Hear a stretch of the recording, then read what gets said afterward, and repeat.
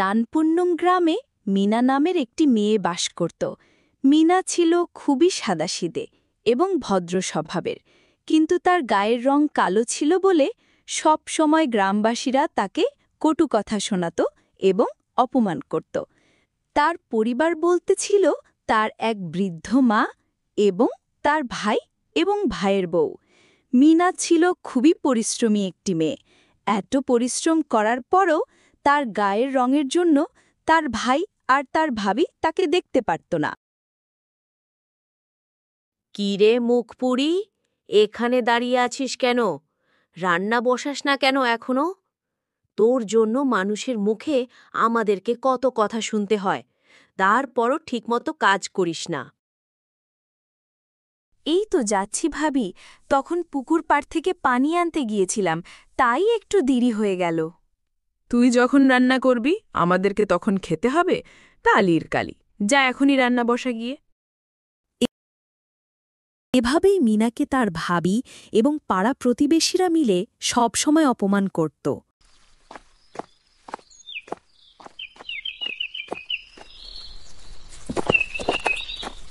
মিনার ভাই রতন দিনমজুরির কাজ করেই তাদের সংসার চালাত। তুমি না সেদিন বলেছিলে তোমার বোনকে কে যেন দেখতে আসবে, এখনো আসেনি কেন? বয়স তো আর কম হলো না। তুমি কেমন ভাই হলে, একটা বিয়ে পর্যন্ত এখনো দিতে পারোনি। তুমি তো সবই দেখতেই পাচ্ছ গিন্নি, আমি কি করব বলো? কোনো পাত্র যদি তাকে বিয়ে করতে না চায়, সেটা আমার কি দোষ? হ্যাঁ, তাই যেন হয়। এমন অভাবের সংসারে এরকম একটা দোষী মেয়েকে। আচ্ছা গিন্নি, আমি খুবই তাড়াতাড়ি ব্যবস্থা করছি। কি গো রত্না ভাবি, কি খবর তোমার? কদিন ধরে তো তোমার কোনো দেখাই পাচ্ছি না। কি আর দেখা পাবে?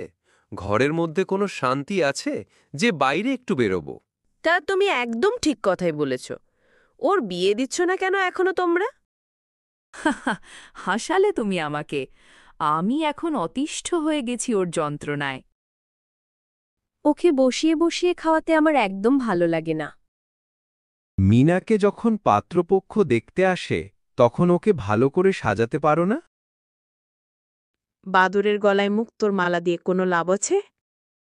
আচ্ছা, আমি তাহলে এখন যাই, পরে তোমার সাথে আবার দেখা হবে। মিনাকে গ্রামের সবাই অনেক অপছন্দ করলেও মিনার মা তাকে অনেক ভালোবাসত। আচ্ছা মা, একটা কথা বলবে?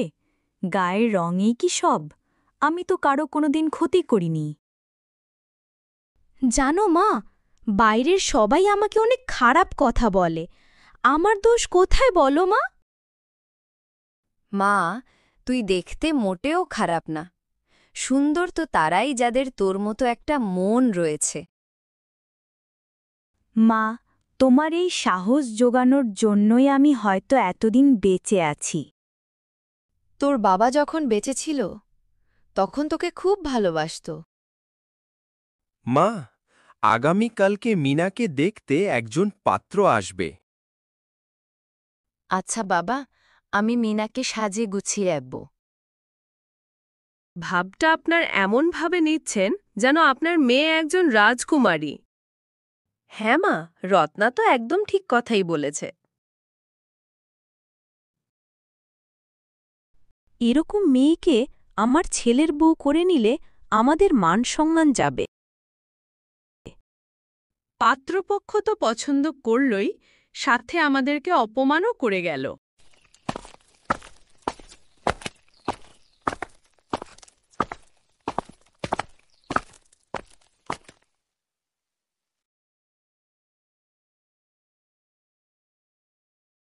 এভাবেই বেশ কিছুদিন কেটে যায়। রতন প্রচণ্ড অসুস্থ হয়ে পড়েন। আমার স্বামীর এরকম অবস্থার জন্য আপনার ওই অলক্ষী মেয়েই দায়ী। বৌমা, এভাবে বলছো কেন? মিনা অনেক কষ্ট পায়। হয়েছে, আর আদিক্ষেতা দেখাতে হবে না।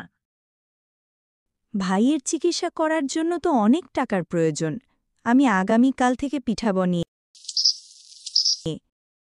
পরের দিন থেকে মিনা মন দিয়ে পিঠা বানিয়ে গ্রামে গ্রামে বিক্রি করতে শুরু করে। তারপর মিনার সেই টাকা দিয়ে শহর থেকে বড় ডাক্তার এনে ভাইয়ের চিকিৎসা করায়। মিনা বোন, আমাকে তুমি ক্ষমা করে দাও, আমি অনেক অনুতপ্ত বোন। আমাকে তুই ক্ষমা করে দে বোন, আমি ভাইয়ের মতো ভাই কখনো হতে পারিনি। ভাই, ভাবি, আপনারা এরকমভাবে কথা বলছেন কেন? আমি আপনাদেরকে মন থেকে ক্ষমা করে দিয়েছি। দেখেছ রত্না, দেখেছ যে বোনকে আমরা এতদিন অপমান করেছি?